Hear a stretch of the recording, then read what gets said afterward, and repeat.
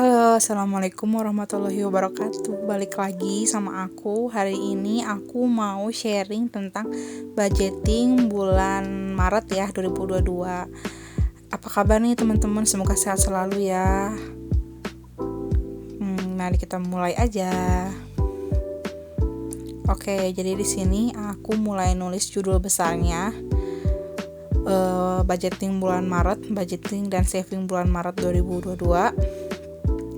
Aku baru bisa sharing, maksudnya baru bisa upload video ini karena qadarullah kemarin dikasih sakit sampai harus liburan lagi di rumah sakit. Jadi baru bisa dubbing suaranya sekarang karena di rumah sakit nggak memungkinkan. Oke, jadi di sini aku mulai nulis fixed expenses atau pengeluaran yang tetap gitu ya. Di sini aku cuma ada cicilan 100.000. Untuk cicilan ini kok murah banget ya 100.000 karena cicilannya ke all shop aku sendiri. Karena waktu itu lagi ada keperluan yang mendadak dan ngebutuhin uang yang lumayan sampai harus pinjem dulu ke all shop aku gitu, ke bisnis aku. Jadi kita mulai nyicil aja 100.000 sebulannya, dan 2 atau 3 bulan lagi atau 2 bulan lagi kayaknya beres. Jadi ya cuma 100.000 aja tiap bulan biar nggak ngeberatin gitu. Lanjut ke savings atau simpanan atau tabungan. Di sini aku invest 1 juta. Ini itu aku benar-benar mengusahakan, aku dan suami mulai bulan Maret ini buat saving 1 juta untuk rumah, insya Allah doain, ngumpulin dulu.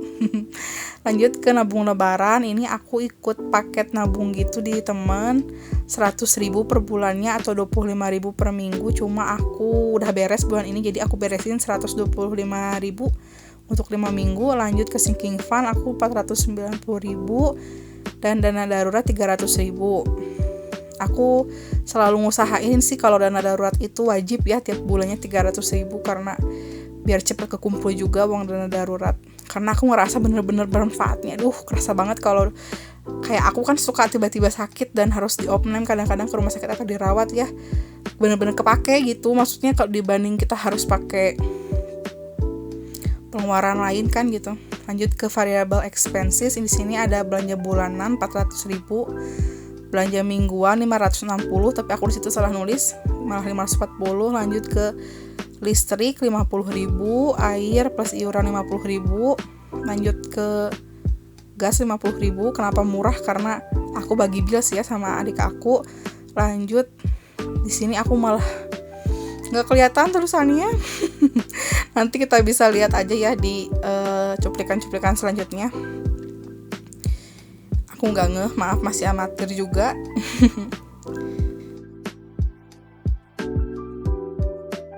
Oke, di sini aku mulai notalin, dan jumlah totalnya pengeluaran untuk variable expenses itu 2.455.000. Di sini lagi aku hitung ulang, takut ada kesalahan. Kita lihat dulu hasilnya, ternyata benar jumlahnya sesuai 2.455.000. Oke, di sini aku lanjut nulis sinking fund, bagi-bagi dana sinking fund. Nah, yang pertama itu aku pajak motor ya. Pajak motor itu 25.000 per bulannya. Lanjut ke dana lebaran.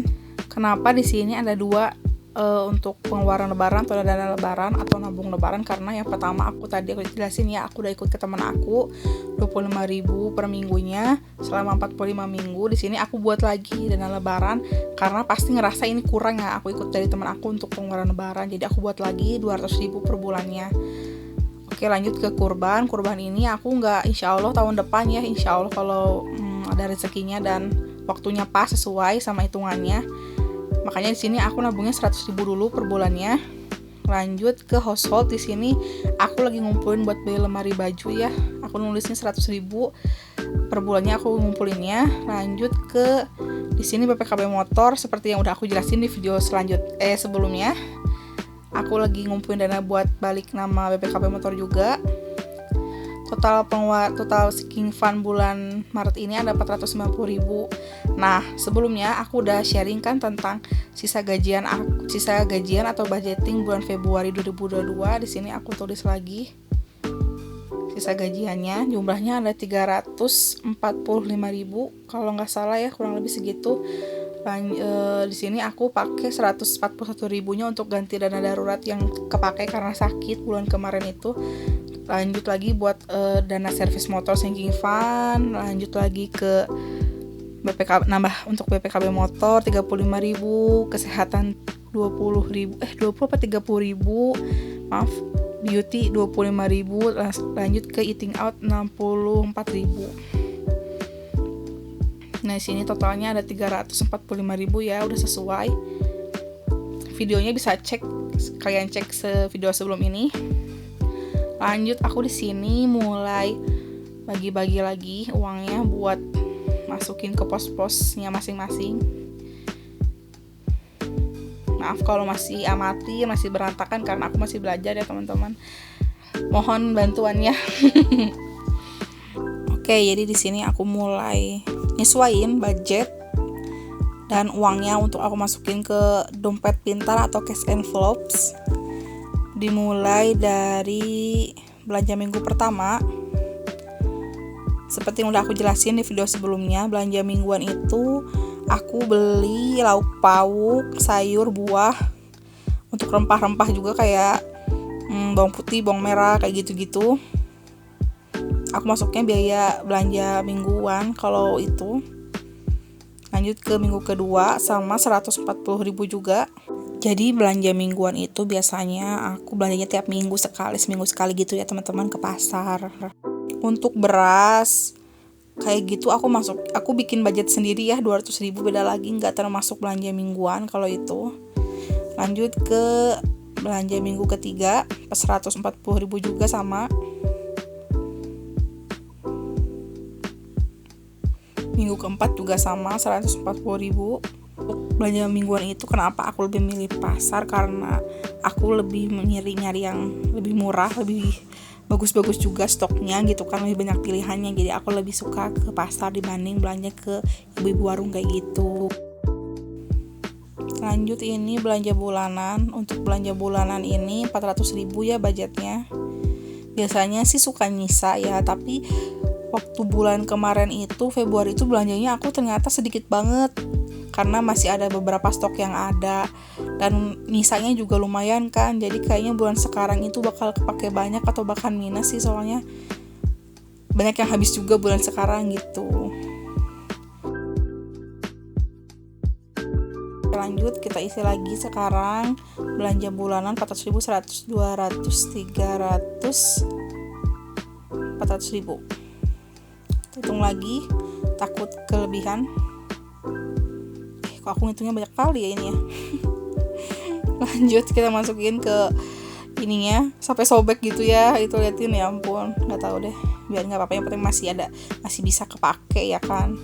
Kita pakai sampai rusak pokoknya. Jangan dulu beli penghematan, ingat kita beli yang benar-benar dibutuhin aja. Lanjut ke beras itu budgetnya 200.000.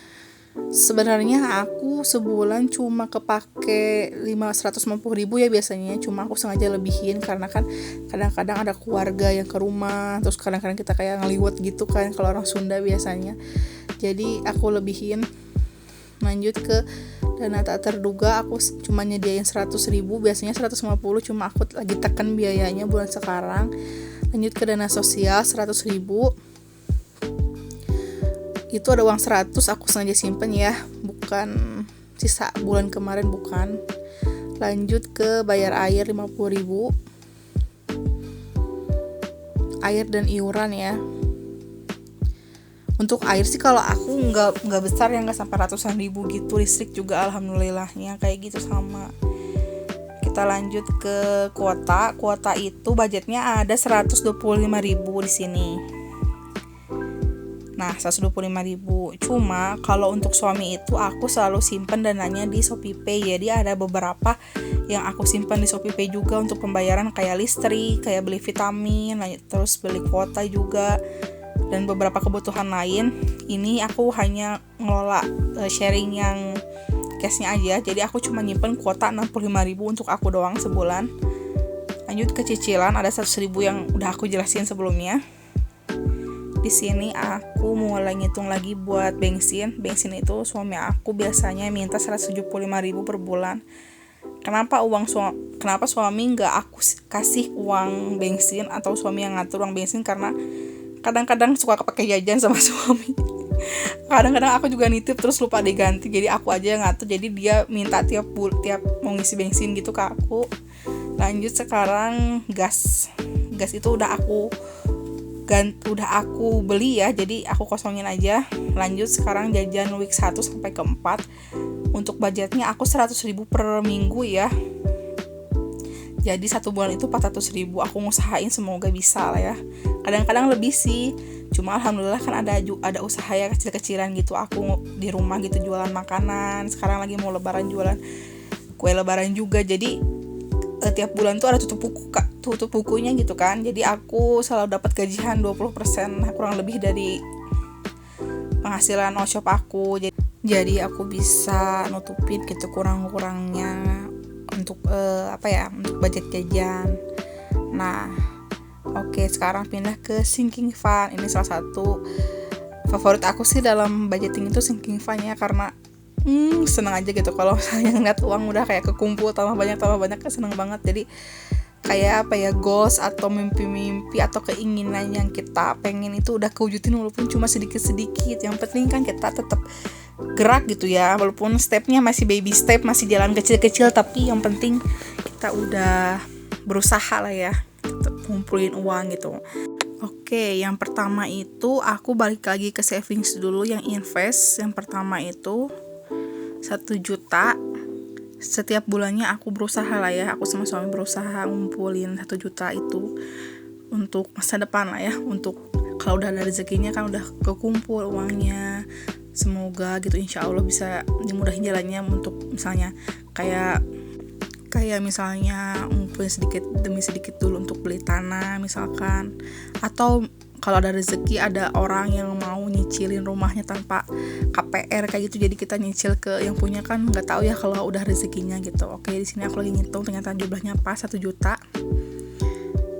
Nah, sebelumnya aku itu di sini udah masukin 200.000 ya teman-teman, jadi total akhirnya ada 1.200.000. Alhamdulillah. Sebenarnya 1 juta itu lumayan sih ya, kalau untuk nabung itu lumayan. Kalau aku sama suami agak itu nyesuaiin sama penghasilan kita berdua, tapi nggak apa-apa, kita usahain aja. Kalau ada rezekinya kita usahain tetap 1 juta atau lebih kalau ada rezeki lebih juga, tapi kalau nggak ada yang penting kita tetap ngumpulin gitu.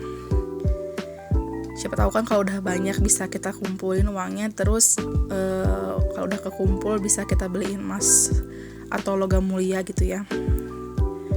Oke, di sini aku mulai ngitung ada 1.200.000. Benar, ini receh-recehnya 50.000 benar.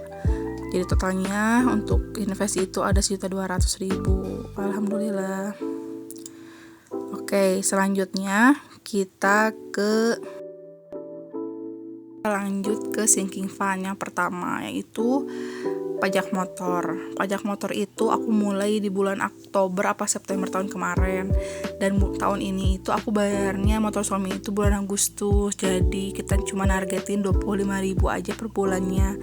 Nah, setelah ditambahin sama saldo bulan sekarang yang 25.000 itu totalnya udah ada 125.000. Alhamdulillah tuh, nggak kerasa banget sih teman-teman kalau misalnya kita sengaja nyisihin sedikit-sedikit tiap bulan, dan pas pengeluarannya itu jadi kita nggak ngerasa terlalu berat gitu karena udah disiapin sebelum-sebelumnya. Walaupun kita harus bisa mulai nahan keinginan kayak gitu, terus lebih ngutamain kebutuhan sih kalau aku sekarang. Alhamdulillahnya lah ya, jadi bisa kumpul walaupun cuma sedikit gitu. Nah, di sini aku lagi ngitung bener totalnya 125.000.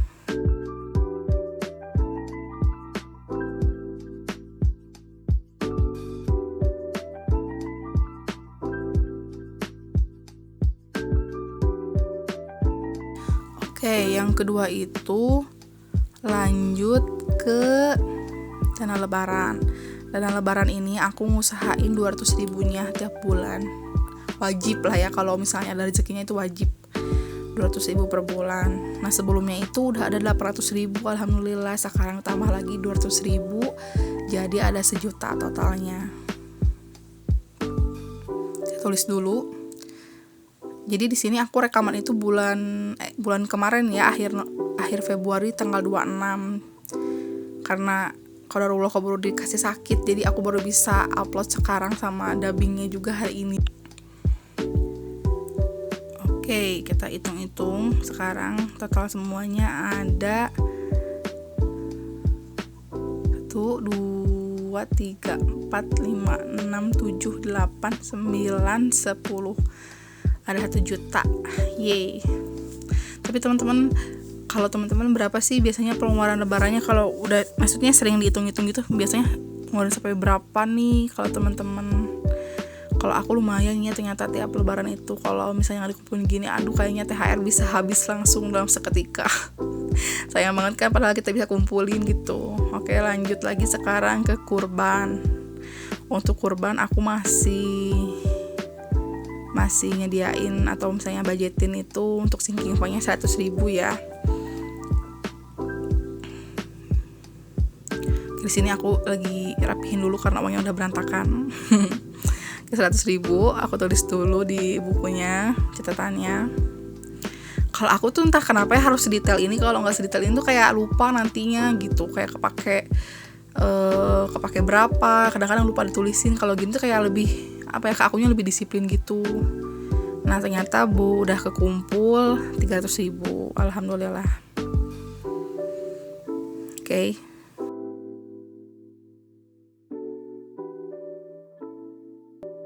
Oke, lanjut lagi sekarang ke household. Jadi aku sama suami itu rencananya ingin ganti lemari.